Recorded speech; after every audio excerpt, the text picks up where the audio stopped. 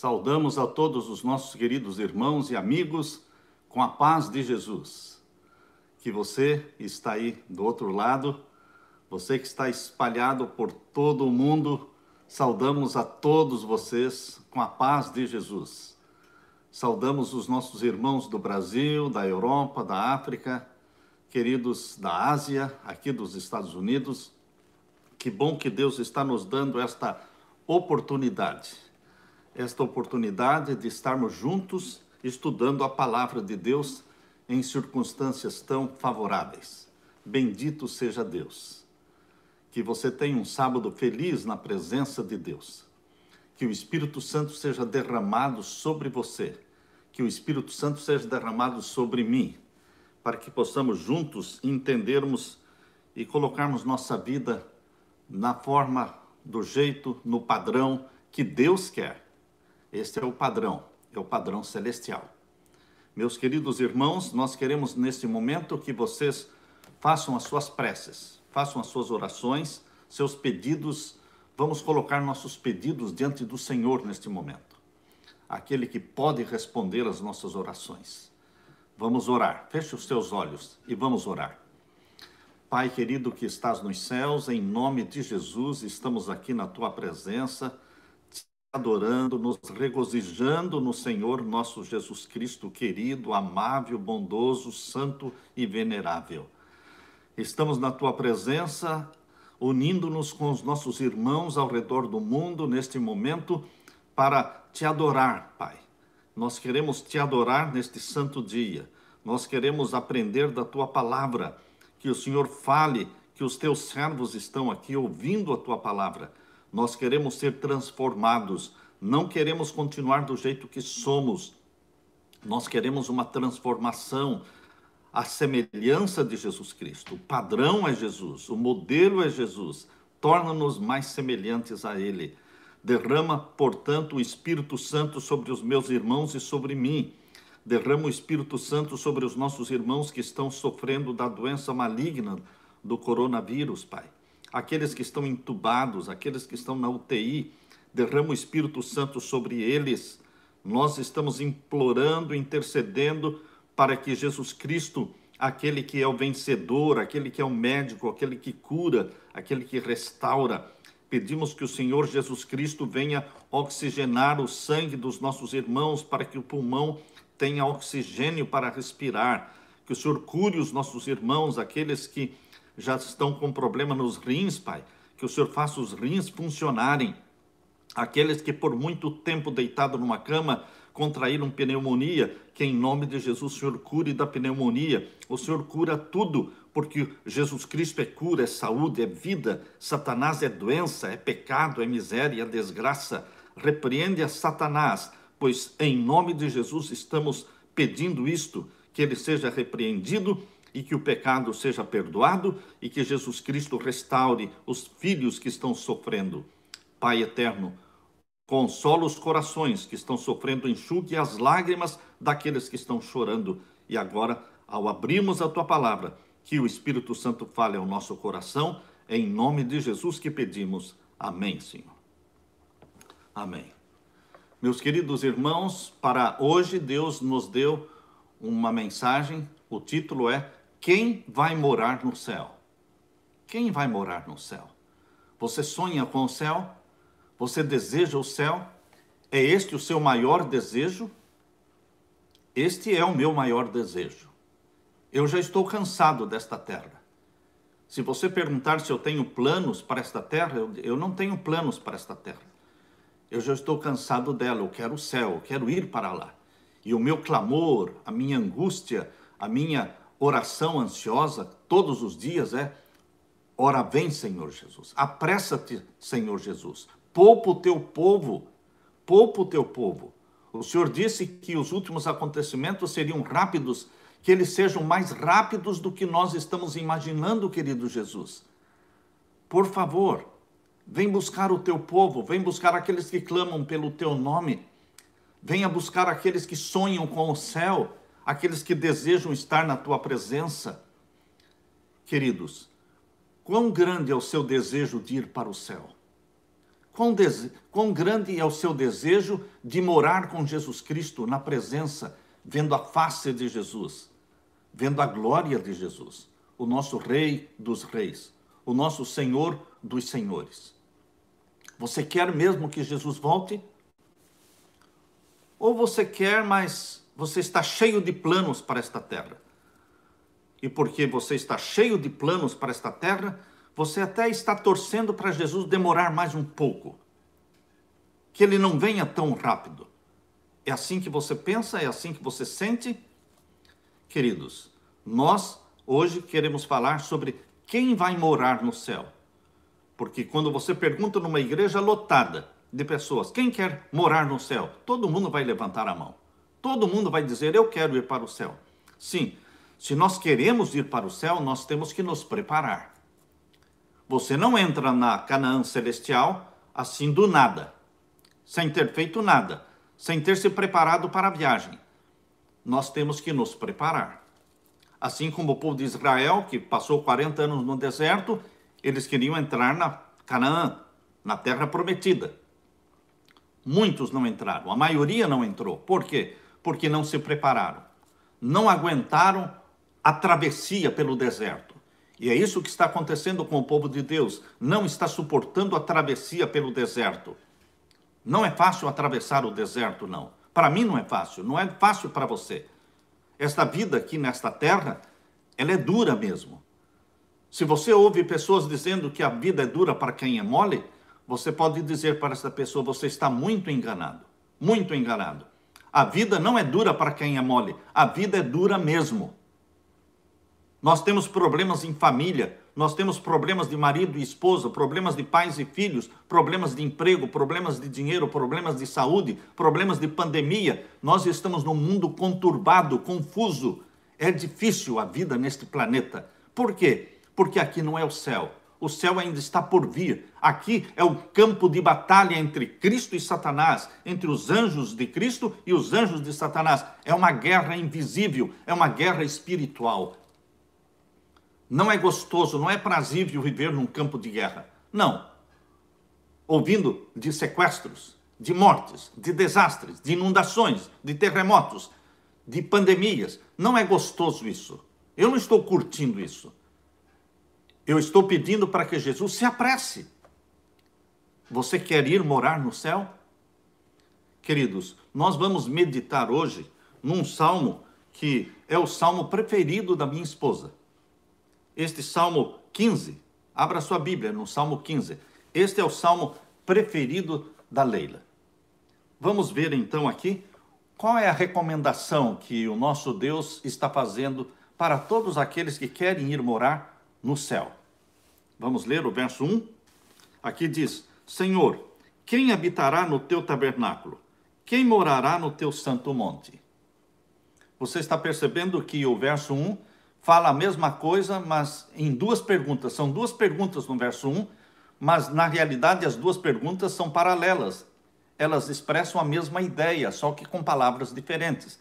Esta é uma característica da poesia hebraica. Repetir a mesma pergunta, porém com palavras diferentes. Quem vai morar no teu santuário? Em outras palavras, quem vai morar no céu? Morar no teu santuário, aqui diz, quem habitará no teu tabernáculo, quem morará no teu santo monte? Em outras palavras, quem vai morar no céu?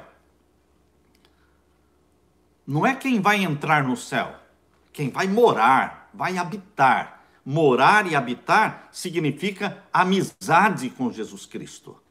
Amizade com Jesus Cristo, companheirismo com Ele. Senhor, nós sabemos que para morar no céu, nós precisamos nos acostumar com este ambiente de santidade, porque a santidade está presente no caráter de Deus, a santidade está presente no ambiente do céu. Você se agrada com a santidade? Você tem prazer em buscar a santidade de Deus?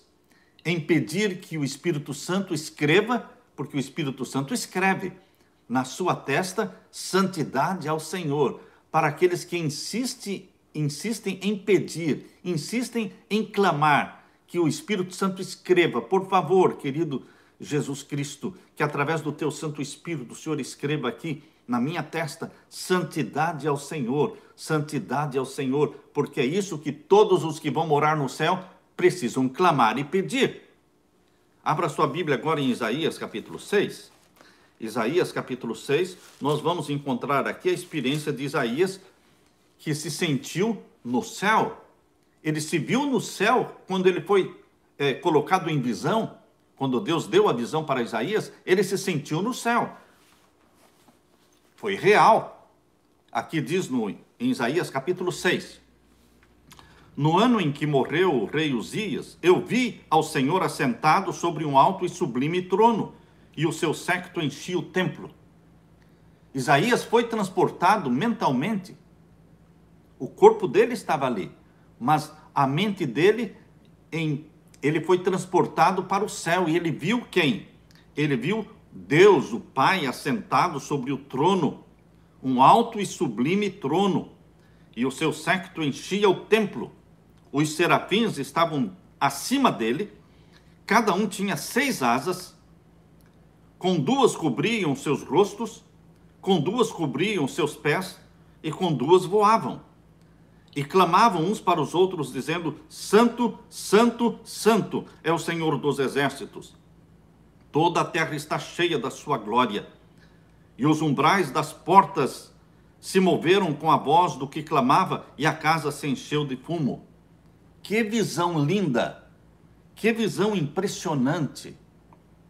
Os anjos, na presença de Deus, eles não cessam de falar: Santo, Santo, Santo. Como nós somos displicentes, como nós somos irreverentes, irreverentes ao abrir a Bíblia, irreverentes quando está se lendo a Bíblia. Muitas vezes estamos fazendo culto, estamos louvando a Deus, e as pessoas estão correndo para cá, correndo para lá, não se interessam em tomar tempo e parar e louvar a Deus e reverenciar a Deus. Queridos, os anjos reverenciam a Deus e são anjos seres santos, e nós pecadores somos tão irreverentes, tão displicentes. Cochichamos, brincamos, rimos, como se a palavra de Deus não estivesse sendo lida, como se o Espírito Santo não estivesse presente ali. Nós temos que ter consciência da presença de Deus. É a consciência da presença de Deus que desperta em nós este senso de reverência. Reverência. Quando nós lemos este Salmo 15, nós podemos sentir que o padrão mencionado aqui é um padrão muito elevado. É um padrão elevado, é um padrão alto, que nós temos que alcançar. Olhamos para nós mesmos e nos sentimos indignos, desanimados, porque não somos nada disso que o Salmo 15 está falando. O Salmo 15 coloca um padrão muito alto. Leia aqui, vamos voltar lá para o Salmo 15. Salmos 15, e vamos ver então o verso 2 em diante. Aqui diz: aquele que anda em sinceridade, que não é falso, que pratica a justiça, fala verazmente, segundo o seu coração, aquele que não difama com a sua língua, nem faz mal ao seu próximo, nem aceita nenhuma afronta contra o seu próximo. Você pode estar pensando: não, isso é muito alto para mim. Ninguém vai para o céu desse jeito. Ninguém vai para o céu? Então Jesus Cristo pede algo impossível? Queridos, como é que ninguém vai para o céu? Se já existe uma multidão no céu. Quando você lê Mateus capítulo 27, versos 51 a 53, de Mateus 27, você descobre que quando Jesus ressuscitou, uma multidão ressuscitou com ele. Uma multidão de seres que ressuscitaram já glorificados e subiram para o céu com Jesus. Nós não sabemos se são 1.000 ou 10.000 ou 100.000, nós não sabemos quantos milhares de seres humanos pecadores já foram ressuscitados, glorificados e já estão no céu. Além de Moisés, Elias e Enoque, que nós já sabemos por nome que eles estão lá. Mas existe uma multidão. Como é que nós podemos dizer: não, o padrão é muito alto, não dá para, desse jeito ninguém vai para o céu? Não, já foram para o céu. E ainda vai para o céu uma multidão que ninguém podia contar. Quando Jesus voltar, os que vão ser arrebatados para o céu, eles são como uma multidão que ninguém podia contar. Queridos, como é que não dá para ir? Dá para ir sim. Deus não pediu nada impossível, porque Ele não pede algo para você sem prometer, sem prover meios para que você cumpra com aquilo que Ele prometeu. Ele deu 10 mandamentos e Ele derramou o Espírito Santo sobre você. Ele não somente deu 10 mandamentos, Ele também derramou o Espírito Santo sobre os discípulos, sobre você e sobre mim. Ele nos batiza com o Espírito Santo. O Espírito Santo escreve os 10 mandamentos das tábuas de pedra, ele escreve no nosso coração, na nossa mente. Isso é obra do Espírito Santo. Deus não é assim, manda você fazer uma coisa e não o capacita. Não, ele chama e capacita. Ele manda e capacita. E quando nós falamos, não dá, está muito alto esse padrão, Deus tem que baixar o padrão, nós estamos ofendendo a Deus. Ofendendo a Deus. Deus não vai baixar o padrão. E nós, por nós mesmos, não conseguimos viver à altura do padrão divino. Mas então, qual é a solução? Isaías capítulo 6, mostra a solução. Aqui em Isaías capítulo 6, e agora o verso 5 até o verso 7. Isaías capítulo 6, e os versos 5 até o verso 7. Veja qual foi a atitude de Isaías. Então disse eu, Isaías, ele está falando, ai de mim. Quando ele se sentiu na presença de Deus, envolvido por aquela atmosfera santa, ele disse, ai de mim, que vou perecendo, porque eu sou um homem de lábios impuros, e habito no meio de um povo de impuros lábios, e os meus olhos viram o Rei, o Senhor dos Exércitos.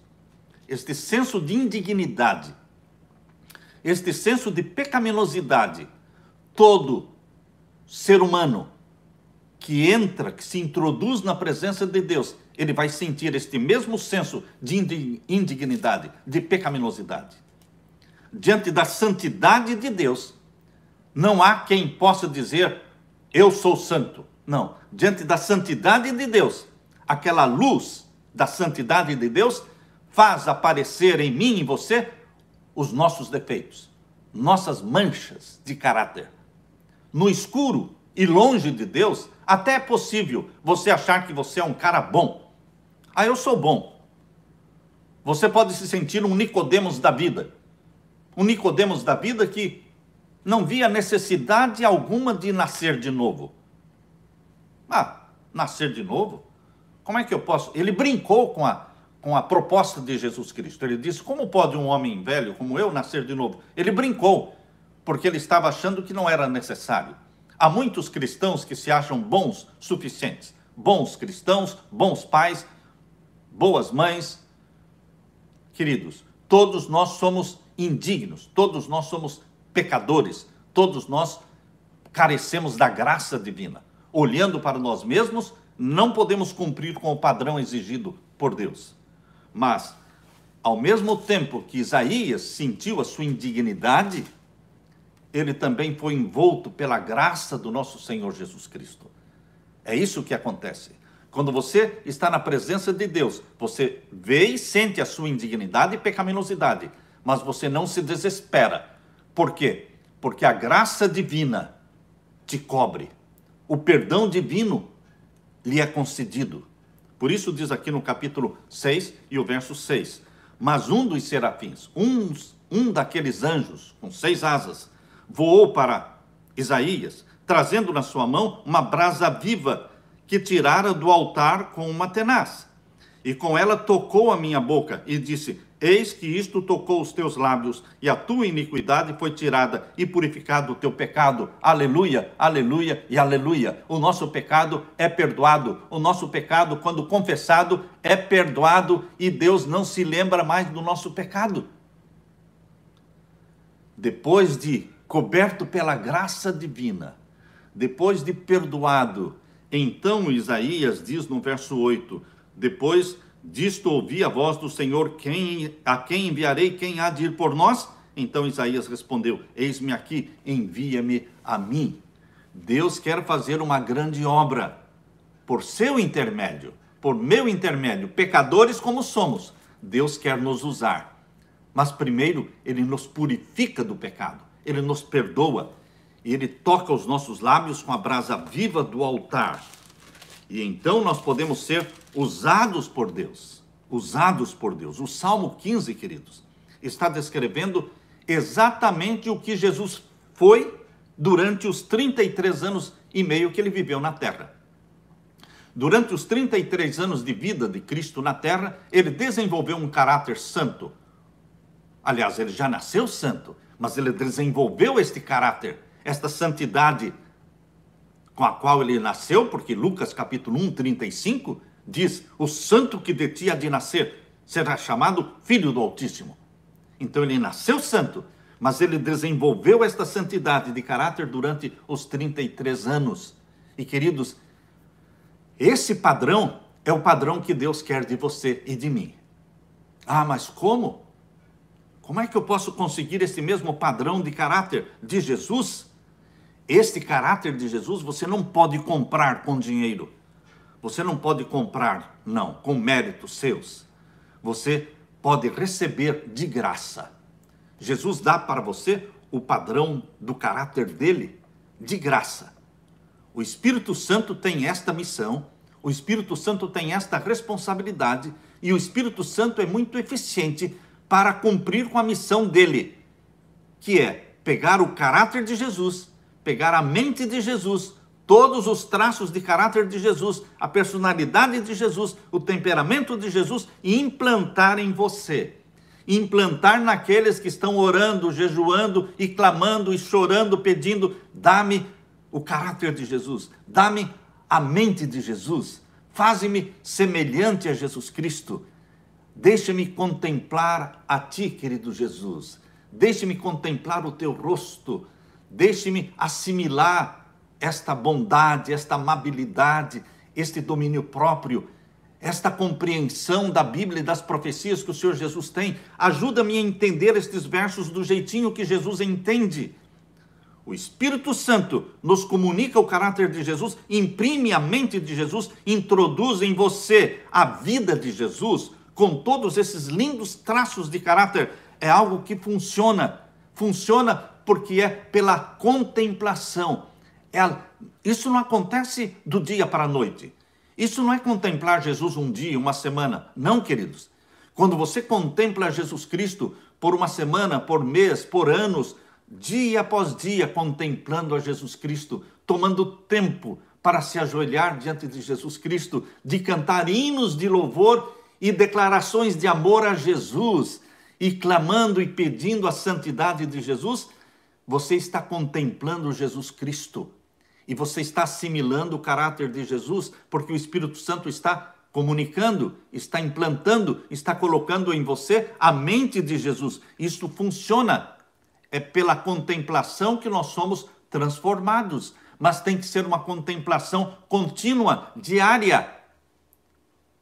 Começar o dia contemplando a Jesus Cristo. E quando no trabalho, continue contemplando a Jesus Cristo. E à noite, os teus olhos não terão prazer em filmes, em televisão. Os teus olhos querem contemplar Jesus.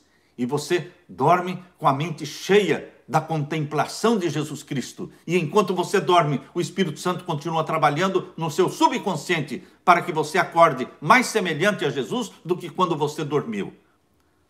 A pergunta do verso 1, quem vai morar no céu? Quem vai morar no céu? Mostra o padrão, o verso 2 em diante, Salmo 15, verso 2 em diante, é uma resposta para a pergunta do verso 1. E o verso 2 diz, aquele que anda em sinceridade e pratica a justiça. A Bíblia, na linguagem moderna, diz assim, só tem esse direito de morar no céu aquele que vive uma vida correta, que faz o que é certo e que é sincero e verdadeiro no que diz, que anda em sinceridade. Sinceridade é uma pessoa que não é hipócrita. Sinceridade é uma pessoa que você é transparente. O que mais existe hoje é hipocrisia.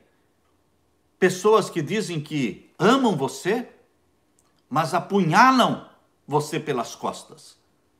Falta sinceridade.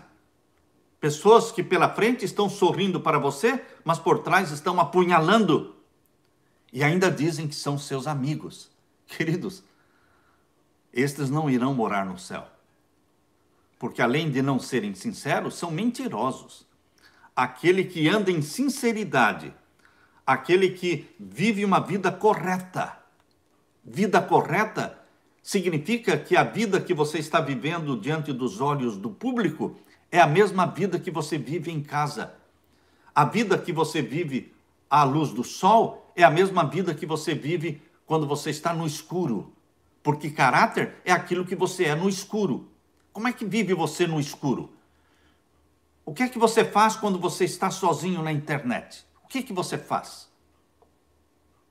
Ah, queridos, há muitos que vivem uma vida de hipocrisia, flertando, namorando, mandando mensagens de declarações de amor para a mulher casada. Você casado, fazendo isso com outras mulheres casadas. E você acha que tudo isso é normal? Não, não. Isso é normal. Normal? Ah, queridos. Ah, queridos.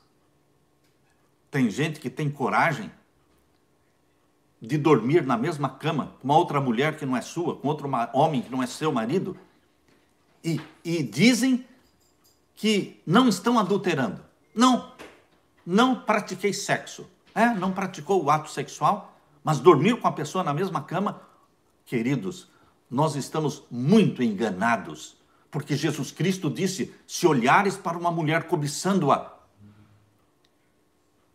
Jesus nem falou em você abraçar e beijar a mulher alheia, ou deitar com ela na cama.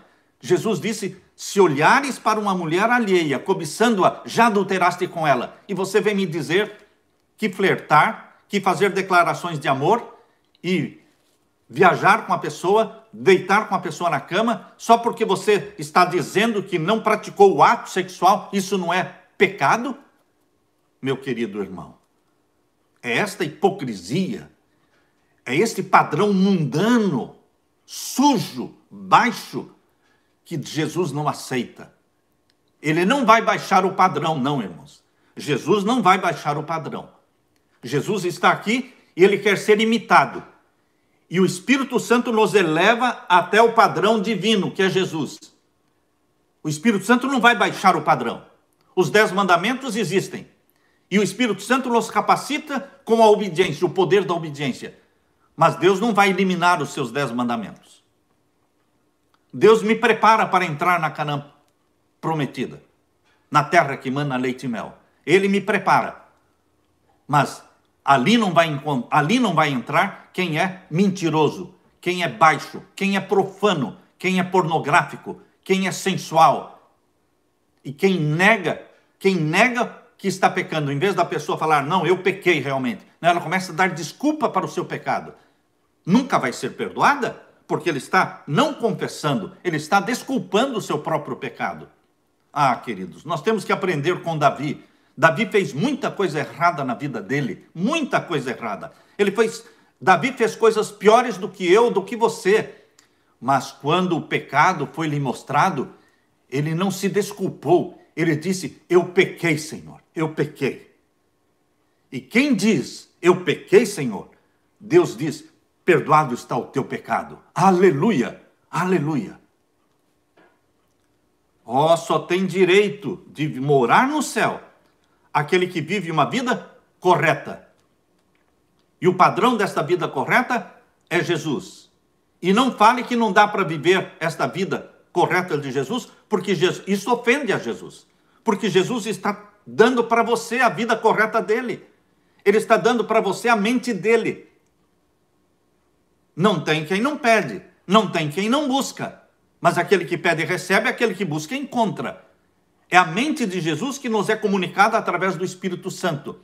Então você começa a ter sentimentos de Jesus, linguagem de Jesus, amar as pessoas como Jesus, olhar para o sexo oposto e sentir o que Jesus sentia.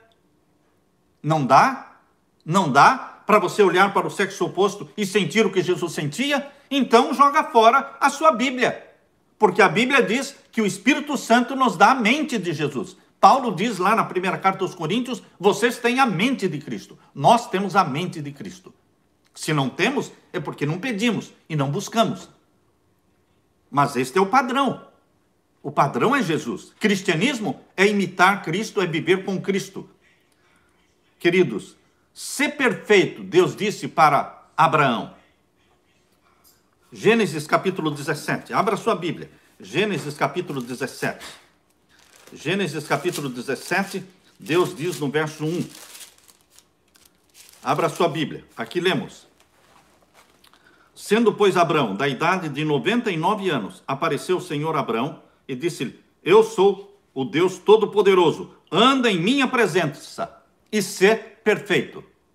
Ora, como é que Deus pode pedir para um homem pecador como eu, como você, anda na minha presença e ser perfeito? Ser perfeito como? Ora, meu querido irmão, aquele que diz ser perfeito, ele está fazendo uma promessa para você de dar a perfeição. Ele não diz ser perfeito e larga você para que se vire e faça do jeito que der, não. Ele diz ser perfeito, Abraão, e derramou sobre Abraão o Espírito Santo. E Abraão, que tinha tendência de mentir, tinha falhas de caráter, ele mentiu, dizendo que Sara não era sua esposa, mas este homem se tornou o pai da fé. Porque o mesmo Deus que disse ser perfeito também deu-lhe o poder do Espírito Santo para viver a vida de perfeição que se espera dos filhos de Deus.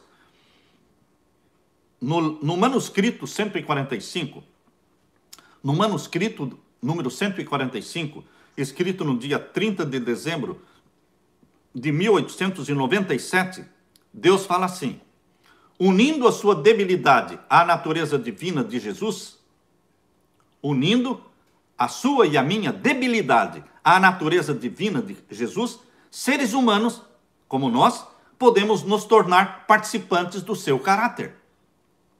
Jesus veio dar um exemplo da perfeita conformidade com a lei de Deus requerida de Adão, o primeiro homem, até o último homem que viverá sobre a terra.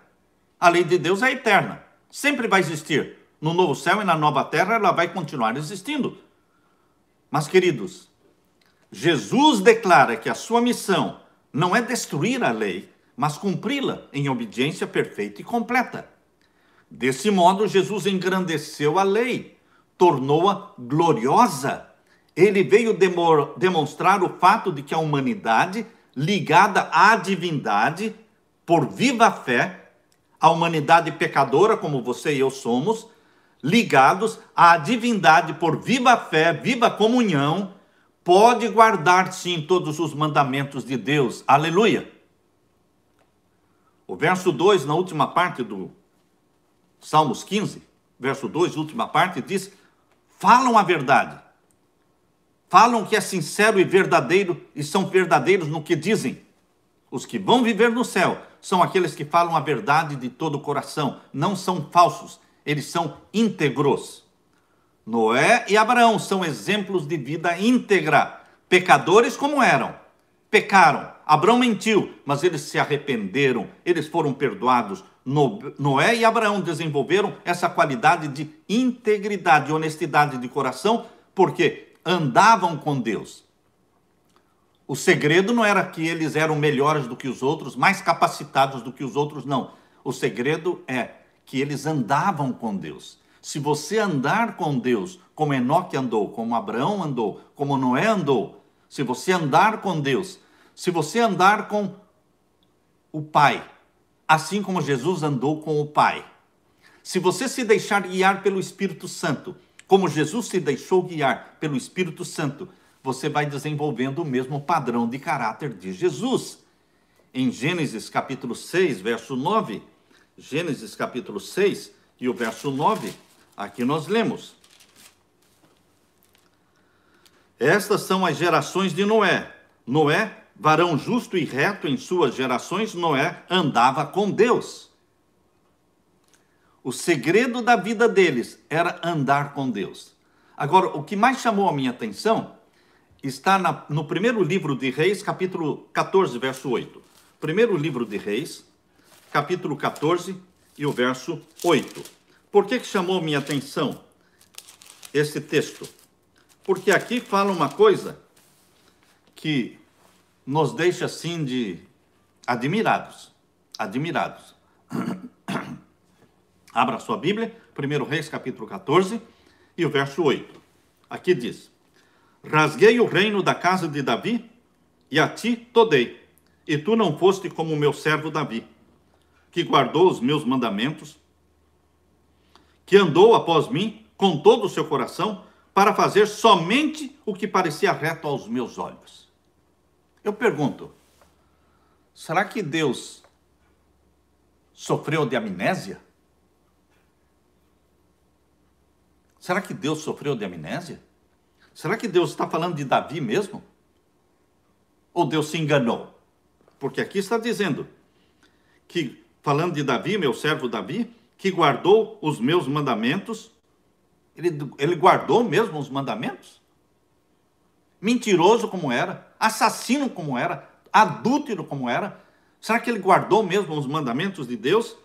Que andou após mim com todo o seu coração, para fazer somente o que era reto aos meus olhos? Davi fez somente o que era reto aos olhos de Deus? Não, queridos. Davi viveu uma vidinha muito errada, muito escandalosa. Mas como é que Deus diz aqui que Davi só fez somente o que era reto aos meus olhos? Porque Deus sofre de amnésia. Quando você confessa o pecado, ele perdoa, ele não se lembra mais daquilo. Louvado seja Deus por isso. Louvado seja Deus por isso. Ele não faz menção do adultério de Davi com Batseba, ele não faz menção do assassinato de Urias, o heteu, ele não faz menção das mentiras de Davi para encobrir o seu adultério.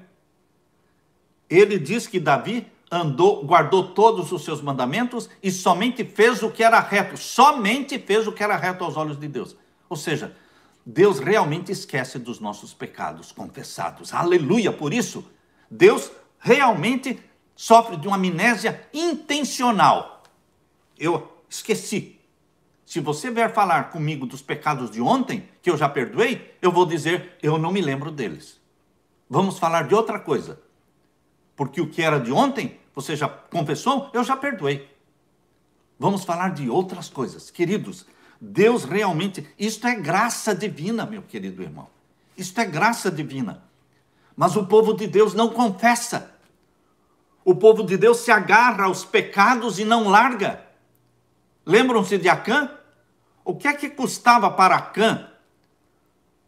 Quando Acã percebeu que a desgraça, que a ira de Deus caiu sobre o povo de Deus, e Josué resolveu lançar sorte para descobrir onde estava o pecado.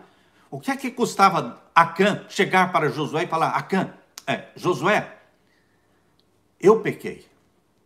Eu roubei uma capa babilônica lá da cidade, que não poderíamos pegar nada, e eu roubei uma barra de ouro, estão escondidas lá na minha barraca, eu pequei. Você acha que Deus não teria perdoado Acã? Mas ele não confessou. Ele se agarrou naquela capa babilônica, naquela barra de ouro, e foi sendo sorteado. Sortearam as tribos, caiu na tribo de Acã. Sortearam as famílias, caiu na família de Acã.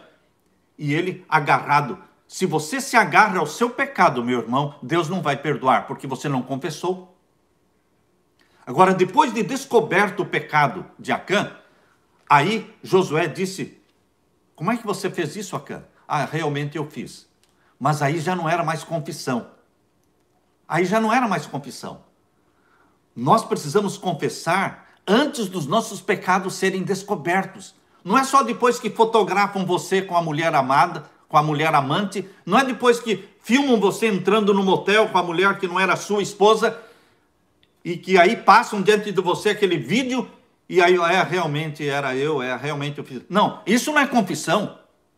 Confissão é antes das pessoas provarem que você está em pecado, você vem e diz, eu pequei. Eu pequei. Nós precisamos confessar os nossos pecados, para que Jesus nos perdoe os pecados. E então, ele vai olhar para você e vai falar, o fulano, este meu filho, andou na minha presença, guardou todos os meus mandamentos e só fez o que era reto aos meus olhos. E as pessoas vão dizer, será que Deus não se lembra da vida errada que ele viveu? Não, Deus não se lembra. Graças a Deus, Deus não se lembra.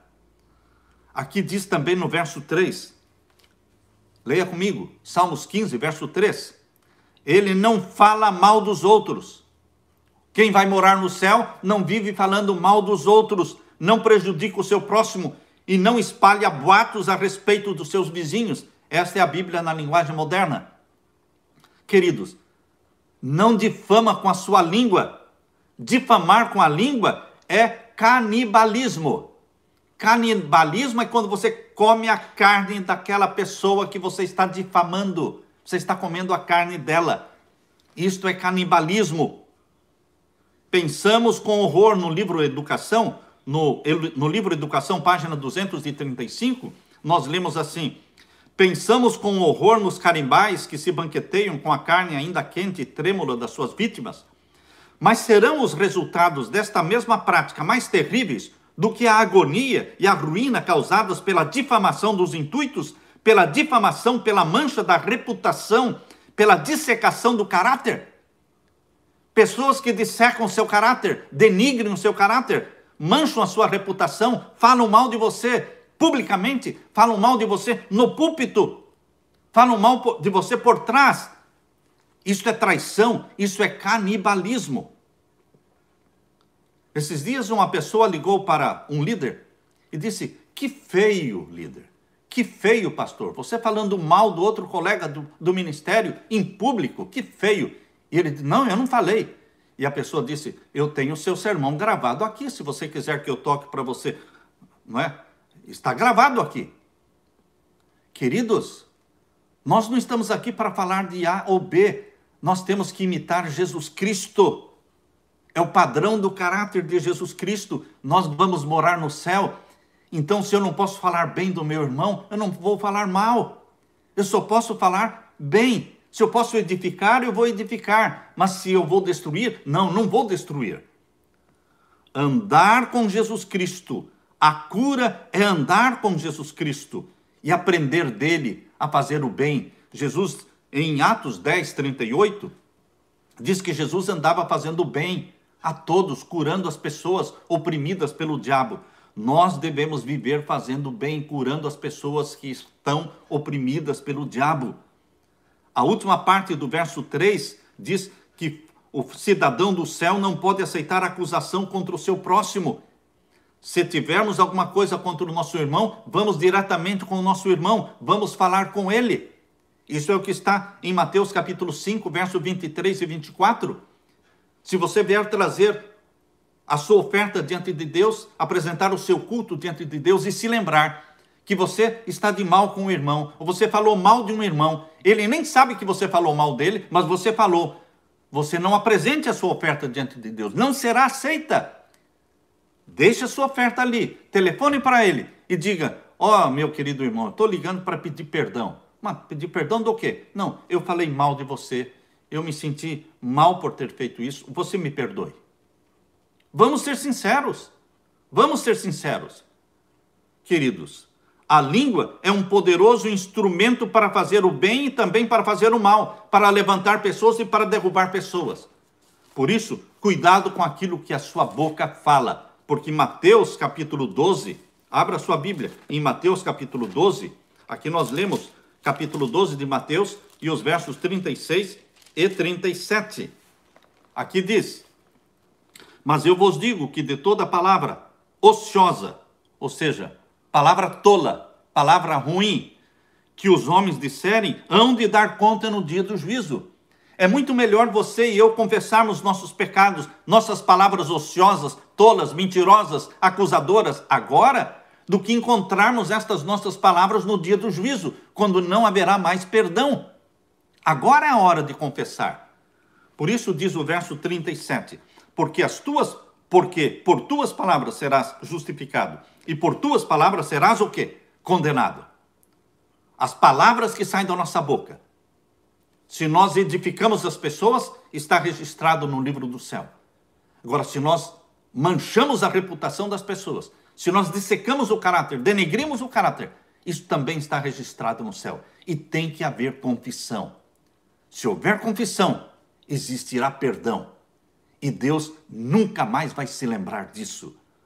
Queridos, o Salmo 15 proíbe a calúnia, a difamação. A Bíblia diz que os 144 mil, eles não caluniam, eles não mentem. Em Apocalipse 14, verso 5, falando dos 144 mil, diz assim: não se achou mentira na sua boca. Quem vai morar no céu? Pessoas que aqui são descritas, não se achou mentira na sua boca. Ah, mas eu menti agora. Sim, mas você confessa e diante de Deus você vai aparecer como se nunca tivesse mentido na sua vida. Abraão não é lembrado pela mentira que ele fez. Abraão é lembrado como o pai da fé. Deus esqueceu da mentira de Abraão, do adultério de Davi, e Deus esquece dos nossos pecados também confessados. Aqui no capítulo 15, verso 4, abra sua Bíblia e vamos ler Salmos 15 e o verso 4. Salmos 15 e o verso 4. Aqui lemos: aquele a cujos olhos o réprobo, ou seja, o perverso. Fui no dicionário ver qual é o sinônimo de réprobo. É perverso. Aquele a cujos olhos o perverso é desprezado. Quem vai morar no céu? Aqueles que desprezam os perversos, os profanos, e ousam falar contra a perversidade e a profanidade, a profanação, mas honram os que temem ao Senhor. Aquele que mesmo que jure com dano seu, não muda, mesmo que seja para você ter prejuízo na venda. Ah, mas eu vou ter prejuízo na venda do carro se eu falar os defeitos do carro. Mesmo que seja para ter prejuízo, mas seja sincero. Fale dos defeitos do carro. Como é que você vai vender uma casa cheia de problemas? Não, você corrige os problemas. Você não quer difamar, você não quer que essa pessoa que vai comprar o seu carro, vai comprar a sua casa, depois diga: olha, aquela pessoa era muito sem vergonha mesmo. Ele me vendeu, olha aqui o que eu descobri agora. E ele já sabia e não me contou. Ó, queridos, mesmo que seja com prejuízo, com dano próprio, mas não vamos mentir. E aqui diz o verso 5. Verso 5, aquele que não empresta o seu dinheiro com usura, com juro. Como é que nós vamos poder emprestar nosso dinheiro com juros para os nossos irmãos? Cobrar juros dos irmãos? A Bíblia proíbe. Deuteronômio, capítulo 23, versos 19 a 20. Diga para o seu irmão que veio pedir dinheiro emprestado para pagar juro. Fala: irmão, você está me pedindo 5 mil? Eu não tenho. Mas eu pago juro. Não, eu não vou cobrar juro dos meus irmãos. Mas eu não tenho esse dinheiro. Eu não sou um banco para emprestar dinheiro. Mas eu tenho um plano com Deus de ofertas. Eu tenho um fundo reservado aqui para ajudar os necessitados. Eu vou te ajudar com 500 ou com 1.000. Sim, eu tenho um plano para te ajudar. Mas eu não posso emprestar dinheiro a juro para ninguém. Isto, não aceitar suborno. Quando o profeta Samuel, na sua velhice, perguntou ao povo: das mãos de quem aceitei suborno para encobrir com ele os meus olhos? 1 Samuel 12, 3. Na velhice, o profeta Samuel pôde falar: de quem eu peguei suborno? Queridos, nós não podemos aceitar propina, suborno. Deus está à procura de homens e mulheres honestos, íntegros. Ah, mas o padrão é muito alto. Queridos, o padrão é Jesus. E quem busca, recebe o caráter de Jesus. Recebe a mente de Jesus. Mas tem que pedir. Quem busca, encontra. Quem bate, se lhe abre a porta. Quem pede, recebe. No livro Educação, página 57, Deus diz assim: a maior necessidade do mundo é de homens. Homens e mulheres que não se comprem nem se vendam. Homens e mulheres que no íntimo da alma sejam verdadeiros e honestos. Homens que não temam chamar o pecado pelo seu próprio nome exato. Homens e mulheres cuja consciência seja tão fiel ao dever como a bússola é fiel ao polo. Homens e mulheres que permaneçam firmes pelo que é reto, ainda que caiam os céus. O céu está esperando por homens e mulheres que tenham este padrão de caráter. É alto demais? É porque é o caráter de Jesus.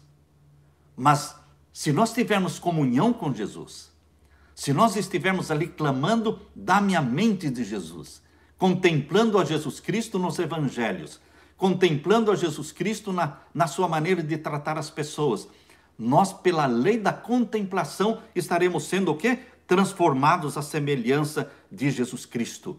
O ideal do caráter cristão é a semelhança com Jesus. Jesus tinha fome, tinha sede, tinha fadiga, sustentava-se com alimento, refrigerava-se pelo sono, era Deus em carne. Ele compartilhou da sorte do ser humano, porém foi o imaculado Filho de Deus. Seu caráter deve ser o nosso caráter. E ele está oferecendo gratuitamente para você. Busque, peça, e a porta vai se abrir, e o que você pede, você vai receber. O Espírito Santo vai ser derramado sobre você, e o Espírito Santo vai gravar na sua mente santidade ao Senhor. O nome do nosso Pai, o nome do nosso Jesus, mais a frase santidade ao Senhor, e mais o nosso destino, a Nova Jerusalém. Eu vou morar no céu, você vai morar no céu. Em nome de Jesus, pela graça de Jesus Cristo, olhando para mim mesmo, vejo que é impossível. Mas olhando para Jesus Cristo, vejo que é possível. É possível sim, porque já existe uma multidão de seres pecadores que já ressuscitaram, glorificados, já estão no céu. São muitos. Por que não você também? Por que não eu? Preparemo-nos para morar no céu. Este é o nosso sonho. Vamos para lá, juntos. Deixe-me orar com você neste momento. Pai querido que estás nos céus, coloca em nossa mente este sonho, esta obsessão, morar no céu, contemplar a face de Jesus, contemplar a glória de Jesus, assimilar o caráter de Jesus, que todos, unidos a mim e os meus irmãos, possamos dizer: ó querido Jesus Cristo, envie o Espírito Santo sobre nós, que ele escreva na nossa testa santidade ao Senhor, o nome do nosso Pai, o nome de Jesus Cristo e o nosso destino, a Nova Jerusalém, pois é em nome de Jesus que pedimos e clamamos. Amém e amém. Fique com a graça de meu Senhor Jesus.